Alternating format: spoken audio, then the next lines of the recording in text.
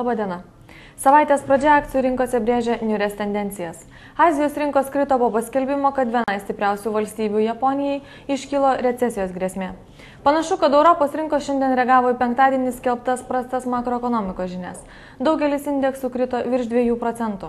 Abejonės ir sumišimą kurstė pranešimas, kad savaitgalį susirinkę valstybių atstovai nepriėmė jokio aiškaus rinkų gelbėjimo plano. Naftos kaina ir toliau grimzdo žemyn, daugėjant pasisakymo apie recesiją, bei OPEC skelbimą, kad ko gero nebus mažinama gavyba. Pabaltijo akcijų rinkos užsikrėtė neigiamomis užsienio nuotaikomis. Šiandien prekyba vyko tik Lietuvos ir Estijos biržose, mat Latvijoje švenčiama nepriklausomybės diena. Vilniaus vertybinių popierių biržos indeksas fiksavo 1,61% nuosmukį. Investuotojai nebuvo linkę aktyviai prekybai. Bendra apyvarta siekė vos virš 3 milijonų litų. Visų pirma, didelis dėmesys krypo į Lifosos akcijų poziciją, nes jos kaina buvo nutempta net 15% žemyn ir ilgą laiką biržoje vyravo tik pasiūla. Tokią reakciją galėjo kelti stipriai susidėmonio fosfato kaina pasaulio rinkose. Visą tai tikėtina atsilieps trąšų gamintojas pelnui artimiausiais mėnesiais.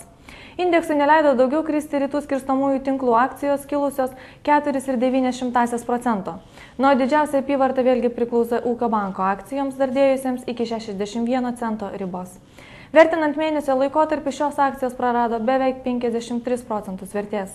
Daugiau kaip pusės milijono apyvartą šiandieną demonstravo TULT bei Lietuvos energijos akcijos. Tiesa, pastarosios buvo perleistos vienu stambiu sandoriu.